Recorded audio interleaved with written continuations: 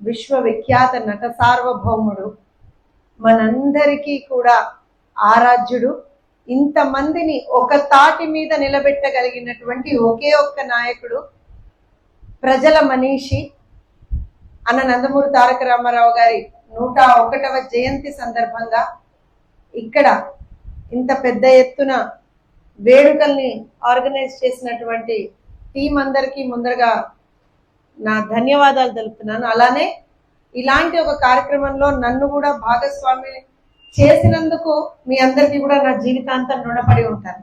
ఎందుకనంటే ఇంతమంది పెద్దల సమక్షంలో అన్న నందమూరి తారక రామారావు గారి గురించి నేను మాట్లాడడం అనేటువంటిది I think I'm not even eligible for that అనిపిస్తుంది. ఎందుకంటే ఇక్కడ ఉన్నటువంటి పెద్దవాళ్ళందరినీ చూస్తుంటే ఆయన ఆ రోజున తీసుకొచ్చినటువంటి సంస్కరణలు కావచ్చు, ఆయన ఆ రోజున చేసినటువంటి ఒక కార్యక్రమాలు కావచ్చు, అన్ని మీరందరూ చూసినటువంటి, నాకు తెలిసి నేను పార్టీ పెట్టినడానికి ఒక 2-3 సంవత్సరాల ముందర పుట్టానంతే. సో నేను పుట్టినప్పుడు పెట్టినటువంటి పార్టీలో ఇవాళ నేను నిలబడి మాట్లాడగలుగుతున్నాను అంటే అది అనందమూరి తారక రామారావు గారు మహిళలకి, ఆడబిడ్డలకి ఇచ్చినటువంటి గౌరవం. అలానే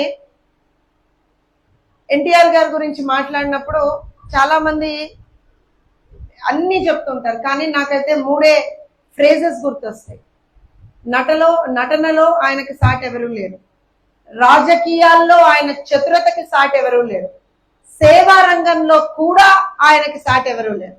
సో ఇలా 3 రంగాల్ని కూడా కంప్లీట్ గా విజయం అందులో సాధించినటువంటి వ్యక్తి అన్న నందమూరి తారక రామారావు గారు. అప్పటి వరకు ఎవరు కూడా ఆలోచనలు చేయనటువంటివి, అంటే అప్పటి వరకు రాజకీయాలన్నా లేకపోతే ఏవైనా సరే కొంతమందికి మాత్రమే పరిమితమైనటువంటి వాటిని, లేదు ప్రజలందరికీ నేను దగ్గరగా చేయాలి, ముఖ్యంగా ఖచ్చితంగా కొంత పార్షియాలిటీ అనేటువంటిది ఆడబిడ్డల మీద ఆయన ఆ రోజున చూపించారని నేను అనుకుంటున్నాను. ఎందుకంటే ఆడబిడ్డల కోసం ప్రత్యేకంగా ఒక యూనివర్సిటీ కావచ్చు, ఆడబిడ్డల కోసం ఆస్తిలో సగభాగం కావచ్చు, ఆడబిడ్డలు ప్రతి రంగంలో కూడా ముందరుండాలి, రాజకీయాలతో సహా ముందరుండాలి అనేటువంటి ఒక మహోన్నతమైనటువంటి ఉద్దేశంతో ఆ రోజు నందమూరి తారక రామారావు గారు పనిచేశారు. అలానే సంక్షేమ పథకాలు, 2 రూపాయల కిలో బియ్యం ఇచ్చినటువంటి మహనీయుడు ఆయన, పేదవాడికి పట్టెడు అన్నం పెట్టినటువంటి మహనీయుడు ఆయన, పేదవాడికి నెత్తిన ఒక గూడు ఇచ్చినటువంటి మహనీయుడు ఆయన, కట్టుకోవడానికి గుడ్డలు ఇచ్చినటువంటి మహనీయుడు ఆయన. అంటే మనం ఏది ఆలోచించినా కూడా what we call he's a pioneer. ఆయనని మించి ఇంకేం కనపడదు మనకి. సరే, పార్టీలకు అతీతంగా ఇవాళ రోజున ప్రతి ఒక్కళ్ళు కూడా అభిమానించేటువంటి ఒక నాయకుడు, ప్రజల మనిషి ఎవరన్నా ఉన్నారంటే అది అన్న నందమూరి తారక రామారావు గారు. దానికి కూడా కారణం ఉందండి, చెప్తాను. నేను చాలా సందర్భాల్లో వివిధ పార్టీలకు చెందినటువంటి నేతలతోటి, అక్కడ ఉన్నటువంటి రిప్రజెంటేటివ్స్ తోటి మాట్లాడినప్పుడు వాళ్ళు ఏం చెప్తారు అంటే, కొన్ని అంటే సంస్కరణలు అనేటువంటి మనందరికీ తెలుసు, అక్కడ అంటే ఇన్ టర్మ్స్ ఆఫ్ వెల్ఫేర్ అవన్నీ ఆయన చేశారు, కానీ రాజకీయాల్లో కూడా సంస్కరణలు తీసుకొచ్చినటువంటి మనిషి అన్న నందమూరి తారక రామారావు గారు.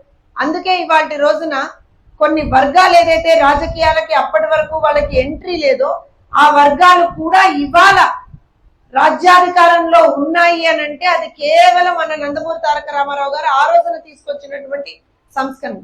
ఇలా ఇవేవి నేను కొత్తగా చెప్పట్లేదండి, ఇక్కడ ఉన్నటువంటి పెద్దలందరికీ తెలిసినటువంటి విషయమే.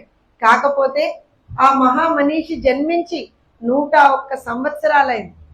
క్రితం సంవత్సరం 100వ జయంతి ఉత్సవాలు చేసుకున్నాం, బ్రహ్మాండంగా ప్రపంచవ్యాప్తంగా చేసుకున్నాం.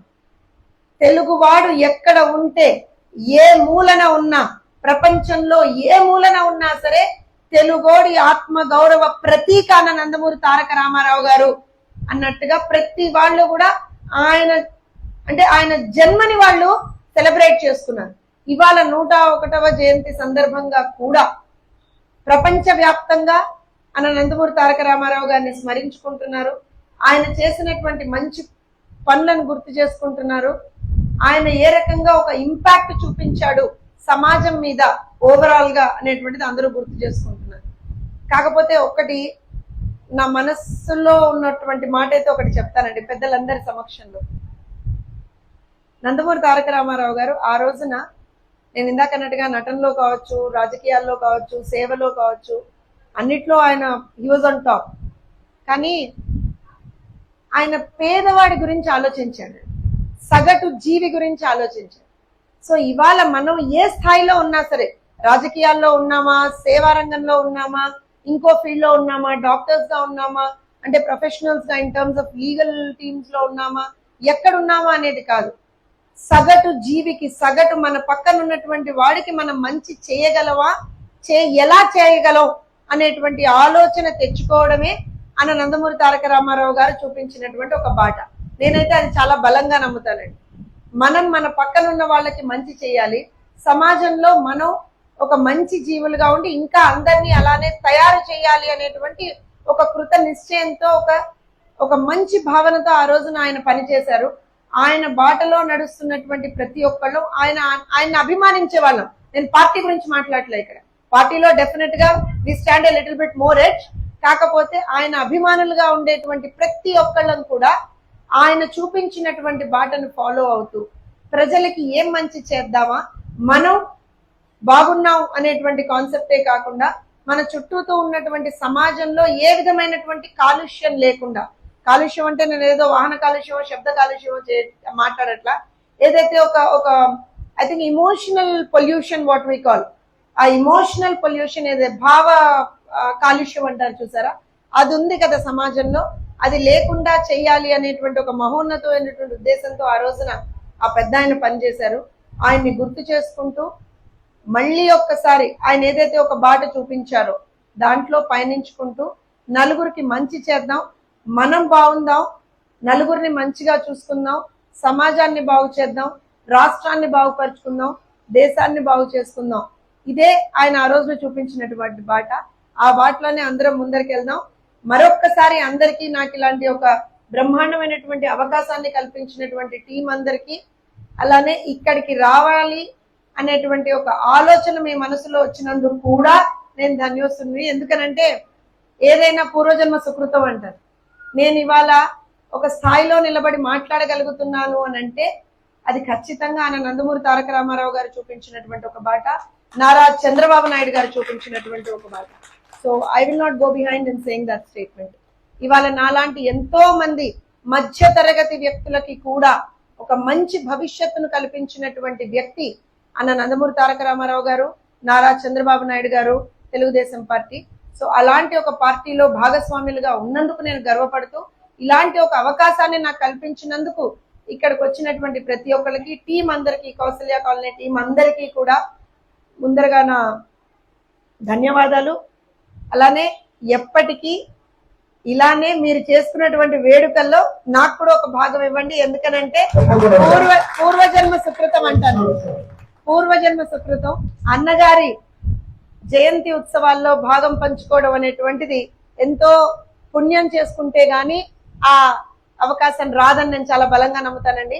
మరొక్కసారి ఇక్కడికి వచ్చినటువంటి పెద్దలందరికీ కూడా నా పాదాభివందనాలు.